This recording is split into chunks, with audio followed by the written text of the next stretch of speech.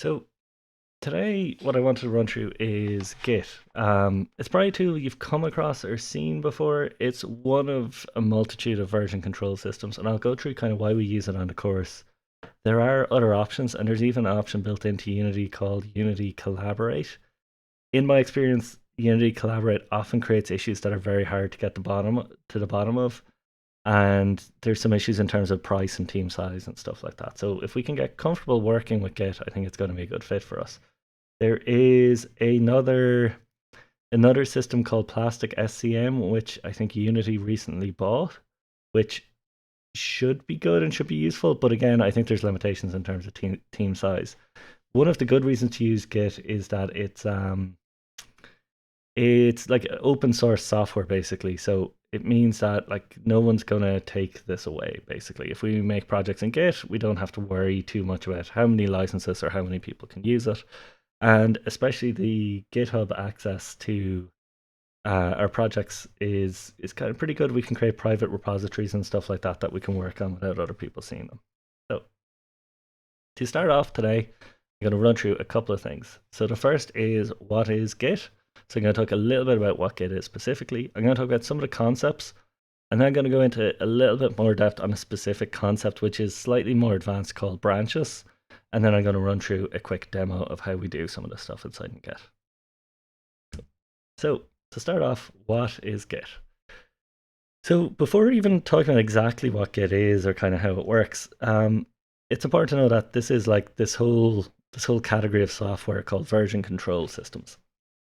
And you'll see these sometimes called VCS. And these are different software that manage changes, or as we'd call them, versions, to software. So it means we can create changes, and we are, as you see below, it can kind of track those changes. So we see what changes happened when. It allows us to revert. So if we make a change and it breaks the project, we can roll back to a previous version where the project worked. And hopefully that's not too difficult to do. And it means we can often even keep a history of the stuff we've changed in the future. So it allows us kind of move through time on the project as well. So if we want to, if let's say in fourth year or something like that, if you're working on your major project, you might want to go back and look at like what sort of things you were doing at the start of a project. Okay, so you might want to look back at day one of your major project. What sort of things were you thinking?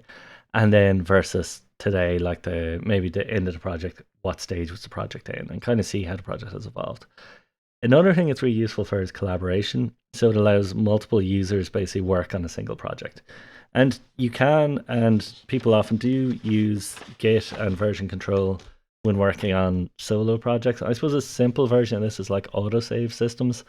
They're not quite the same, but they give us some of the similar functionality. Like that would be the very basic level. And like version control is, let's say some people in the past especially might have saved, let's say they worked on a project all day, they might save that on a USB key or something like that, or on a hard drive, and like they'd save that folder and then they'd work on the other folder, and if anything breaks they kind of have the previous folder to go back to. With version control, it allows us manage all of this process kind of semi-automatically. So Git is what's called distributed version control, and what this means is that there's like a central repository. So we have a central place that holds kind of all the information on our project, and then we can pull and push information to that. And I'll go into what we mean by pull and push in a while, because they're sort of specific terms, but hopefully you can kind of understand. It's like we can send and receive stuff from that project, and we kind of control over how and when we do that. Git exists because it's distributed. When I'm working on a Git project, I have my own local repository, and then often if I'm working on a project that's remote, so if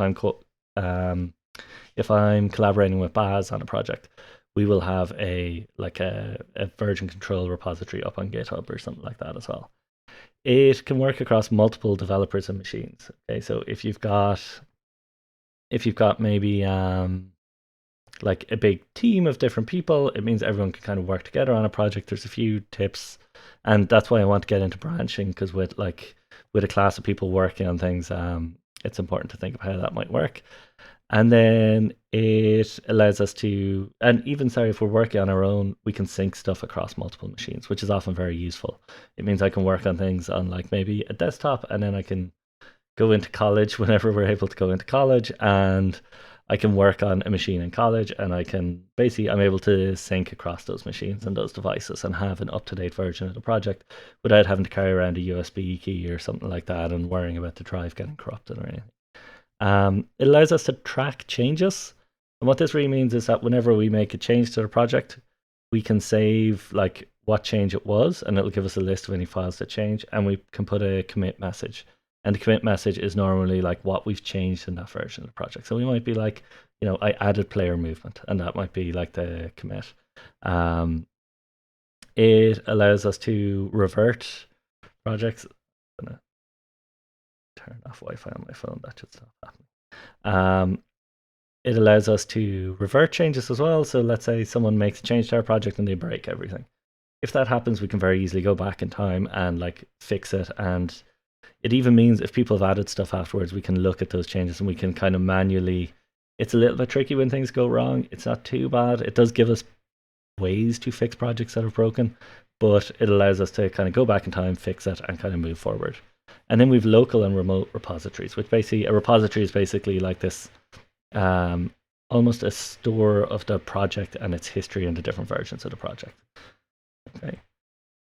So how it works, kind of as simple a level as I can, and we'll see this when I jump into the demo of it. You decide when you want to take a snapshot of your work. Okay, and you can think of this is called like a commit. So when we talk about a Git commit, it's basically a snapshot of our project. Normally, we want to do this pretty regularly. I would say whenever you make major changes, or even sometimes minor changes to a project, it's good to do a commit so that you have a history of that. So that like if your hard drive gets corrupted or something like that, you still have your project there. You can then pull changes from a repository. So let's say I'm working with Baz, and let's say I change how a character moves and he's changed the animation for a character. I can pull the changes from the repository. I can get those animations, let's say, into my project. I can make sure there's no conflicts. A conflict is when two files kind of have an issue with one another. And if there's no conflicts, I can basically then push my changes back to the branch as well. Okay? And that means then the project's all working and stuff like that. Or like I might want to implement, let's say, some of the things with the movement. I might make a few changes before pushing back. So I might want to just make sure the movement is that Baz has done, the animations, that I kind of sync those up with the movement. And one nice thing is that you can view all the commits in a project and see who made them and when and what was changed. Okay, so I can look through the commit history and I can see, okay, this person made this change at this time. Here's what they changed, and here's what they kind of commented as being important. Okay, and that's really useful because if something breaks or something like that, you can kind of go back and be like, okay, I think this broke around this point, and you can revert to project and see. And yeah, you can roll back to previous commits, so you can see where the project was at different phases. So that's the overall idea of Git and how it works.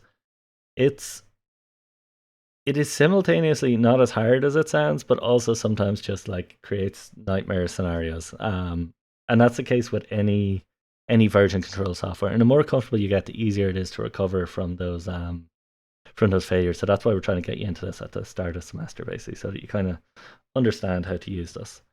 So there are a few key terms you'll hear me talking about, and I've talked about some of them already. So the concepts are a commit. Okay, a commit is when you make changes to a local project or your local repository. So I create a new movement file and I create a commit. Okay, that stays on my local repository, and you'll see this in a second. I have some images of this to make it a bit clearer, until I push it to the remote repository. Okay, and a push just means you're sending your changes to a remote repository, and a pull just means you're getting all changes from the remote repository. So if I push, I'm sending my changes up to the cloud, like normally to GitHub, but there are other platforms for managing Git projects as well. And if I pull, it means I'm taking any changes to the project from the kind of remote repository. A branch then allows us to create an offshoot of the project to work on. So let's say, I've had an example of this in a while, but like, let's say in that example of the project there, like Baz wants to get the animations working properly. Baz might create like a branch and he might call that a character animation branch. And that means I can keep working on maybe like some of the core code of movement and stuff like that in the game. And he's able to, or like, points and things like that. And he's able to remote work on a separate branch and get animations working, make sure they're okay, make sure the timings are okay. And if I break, like if I'm changing things on the main, let's say, develop branch, it means things he changes on his branch don't interfere with me. And then once we merge them together, we can try and bring them both up to speed with one another. And normally that works fairly well, as long as they don't necessarily conflict with one another. If there are some conflicts, we can normally figure them out fairly easily. The way to think of a branch is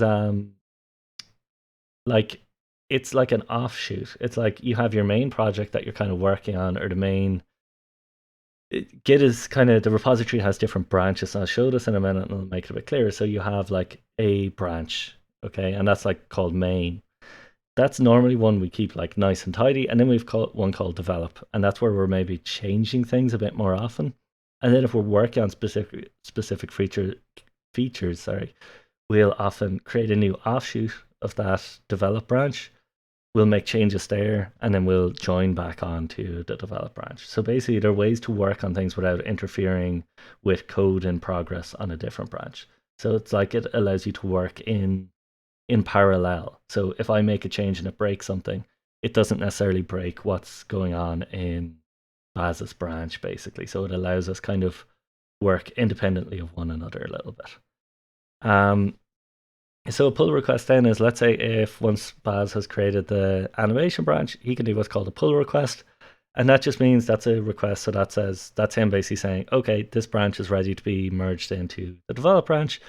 And if that all, and what will happen there is GitHub and Git will look at that and see if there's any issues. And if there is, it'll highlight them. And we'll try and resolve those issues before we merge branches together. Merge lets us merge them together. And then a tag lets us kind of tag releases and versions. So let's say we're doing like a version 0.1 and it's just initial like movement and animation test. We'd create a tag there. It allows us easily go back to that point in the project and stuff. Okay, and similarly, if like a game's released, these tags help us kind of know what version of the game someone's on and stuff like that. Okay, so the idea of Git by and large is that you have this remote server. You can work on Git locally. I'm going to focus on kind of remote because that's how really we're going to be implementing it in the class, and that's where I think it works best, and that's where you get the most value out of it. So you have a remote server. For our cases, when I talk about GitHub, basically what I'm talking about is the remote server. That's our repo, that's our cloud repository. So basically, I use maybe GitHub Desktop to download a project off of Git. I then work on it, and I can send and receive information from it, or like push and pull, and then other developers on the team can as well. Okay, so it allows you kind of work backwards and forwards. So to think about what's happening on the remote server is over here to the right, and that exists in the cloud. So to the right, outside the dotted lines, that's GitHub, and that has our remote server. On my local computer, I have my working directory, which is basically the Unity folder I'm working in. I then have what's called a staging index, and we'll see this inside in GitHub Desktop. It automatically does this for us. It like just says, oh, these files have changed, okay, and it lets us just commit those changes. And then we have a local repository, okay, so that basically is a copy of the remote server from the time that the last time we pulled the project, and then it includes maybe any commits we've done in the meantime. There's also a thing called a stash, which means you might sometimes want to stash changes before you pull a project, but I wouldn't worry too much about the stash for now. It's a slightly more advanced feature, and it's kind of mainly useful for if you don't want to, like, if you think you're going to encounter an issue with merging something in, you can kind of stash and save files locally to try and resolve the issue locally before you commit.